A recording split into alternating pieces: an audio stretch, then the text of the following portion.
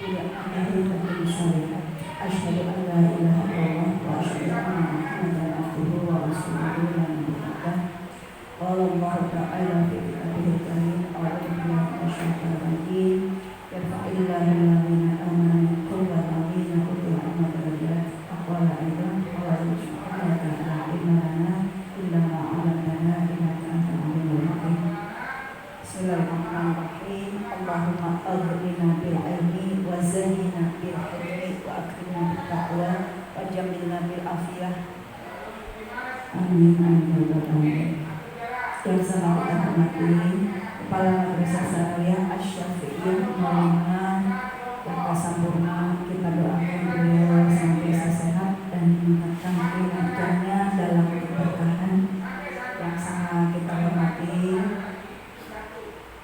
Bapak Wakil Kepala Bidang Kesiswaan Ustaz Hidayat. Yang sama kita hormati Ibu Wakil Bidang Kurikulum, Ibu juga tanpa mengurangi hormatan paksa saya. Teman-teman ada Ibu Sri, Ibu Nur, Ibu Asih, semuanya ya. Di absen nanti selesainya maghrib Ustaz. Iya.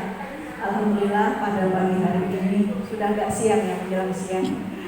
Izinkan saya bersilaturahmi untuk menjalankan tupoksi sesuai yang diagendakan, yaitu agenda supervisi akademik yang tadi sudah disampaikan penjadwalannya, yang mohon dimaklum. Tapi insya Allah mudah-mudahan pada pagi hari ini ya nanti akan terlaksana dengan baik dan lancar. Sebagai kalau kata Ustaz Jamal, memimpin siswa untuk olahraga itu ada warming up-nya ya.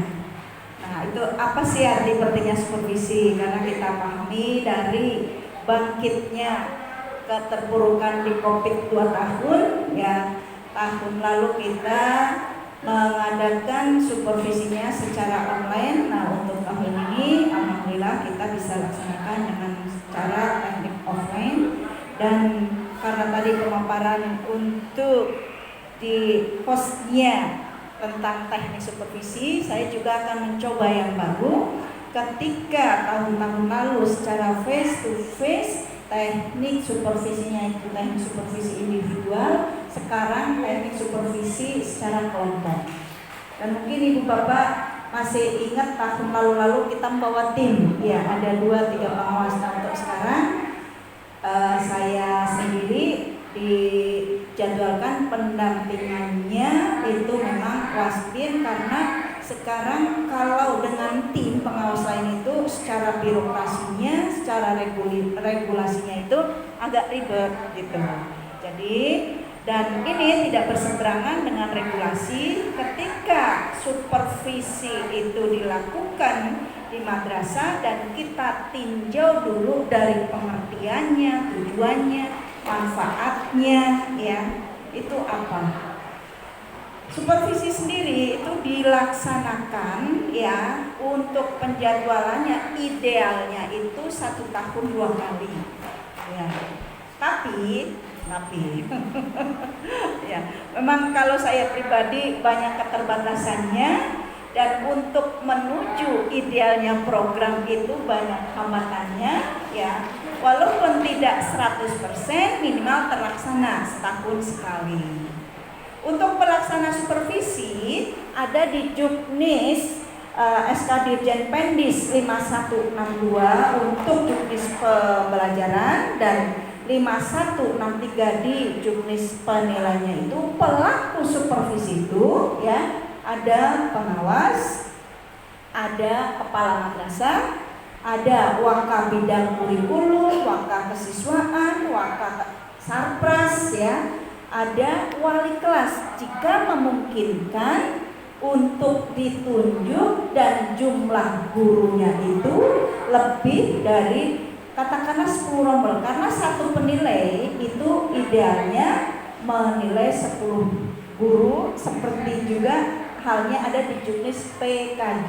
Nah, tadi Ustaz ini sampaikan agendanya terus menerus, dari ada supervisi, ada PKKM, satu lagi PKG ketinggalan. PKG udah belum.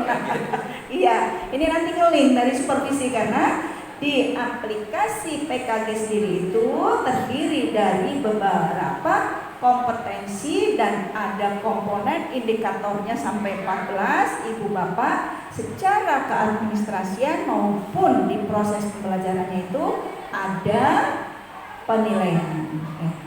Nah, kita kembali ke supervisi. Nanti juga apa sih sebenarnya perbedaan antara supervisi pembelajaran dengan penilaian kinerja guru ya.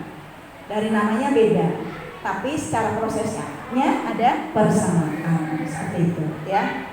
Nah, kalau pelaku supervisi dari pengawas camat dan wakapir bidang kurikulum sampai guru yang ditunjuk ya, itu di SK-kan. Dan satu yang merupakan program dari madrasah. Tentunya yang namanya program ada SK-nya, ada penjadwalannya ya, sampai kepada pelaksanaannya dan laporannya. Nah, itu Ibu Bapak ya, untuk SK Dirjen Pendisnya supaya kita tahu pentingnya. Nah, tujuannya apa? Supervisi pembelajaran ini kan merupakan kegiatan pembinaan, pemantauan, penilaian saat pembimbingan dan pelatihan profesional guru, baik dari kompetensi maupun tugas pokoknya dalam membantu guru untuk apa? Yang pertama, rencanakan pembelajaran, yaitu Ibu Bapak membuat RPP. Judulnya satu Ibu Bapak ya, membuat RPP, tapi temannya banyak ya, temannya RPP. Apa saja? Ada apa saja temannya RPP? Iya, silabus. Nah, banyak banget deh itu, sampai ada 25 indikator ternyata temannya ya. Nah, setelah merencanakan, Ibu Bapak melaksanakan proses pembelajaran. Setelah melaksanakan proses pembelajaran, ada pengukuran dari kompetensi dasar yang telah disampaikan oleh Bapak, diukur dengan penilaian. Tidak berhenti saja pada penilaian, ada di analisis ya, sudah mencapai kriteria belum? Setelah dianalisis kan diketahui sudah mencapai kriteria, di bawah KKM, di atas KKM, ada program selanjutnya ditindaklanjuti seperti itu. Masih ada lagi Bu, setelah ditindaklanjuti apa? Direkom, itu jalurnya masih terus panjang. Idealnya seperti itu. Mudah-mudahan bisa terlaksana semuanya kalau kita mengikuti dari alur supervisi sendiri. Nah, kalau pendekatan supervisi pembelajaran itu ada 3, ada langsung atau direct, ya, kontak, terus ada tidak langsung dan ada kolaborasi. Makanya dari masing-masing pelaku supervisi itu bisa kolaborasi. Saya mohon maaf untuk hari ini tidak berkunjung ke kelas, nanti itu bisa dilakukan oleh camat atau bidang kurikulum atau guru senior yang ditunjuk oleh yayasan atau oleh camat sebagai supervisor melaksanakan supervisi. Gitu, ya. Nah, fungsinya apa sih? Untuk penjaminan mutu. Ya, ngapain capek-capek dilaksanakan kalau gak ada tujuannya, gak ada manfaatnya ya. Bahan evaluasi guru juga untuk meningkatkan kompetensinya. Saya pribadi tidak meragukan kompetensi Bu Bapak.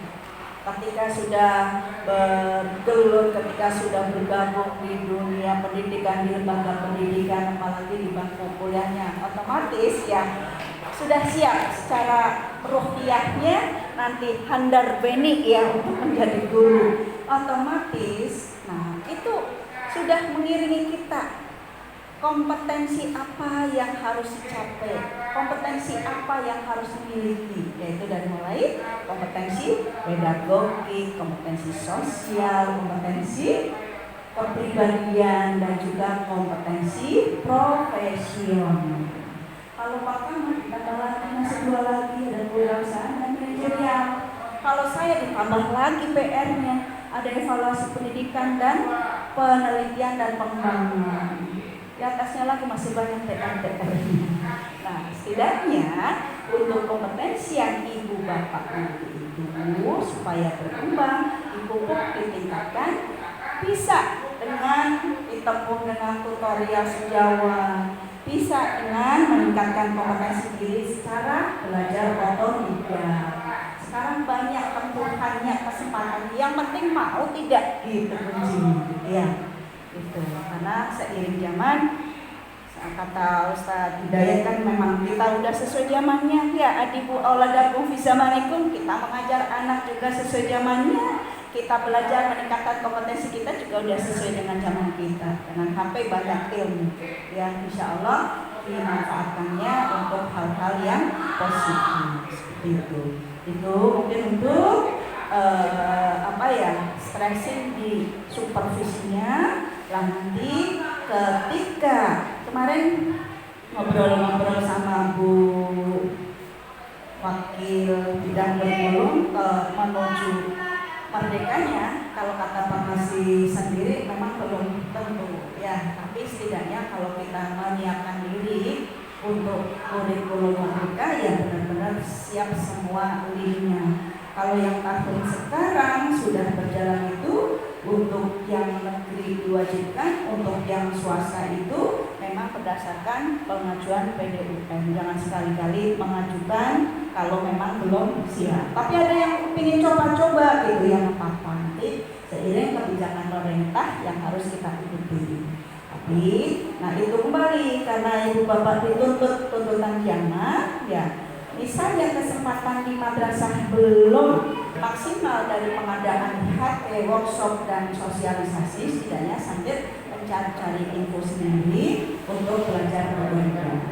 Kalau di Kemendikbud memang sudah diharuskan ya, misalnya dengan pembelajaran atau pengimbasan, adanya guru penggerak dan sebagainya, kita juga cari-cari informasi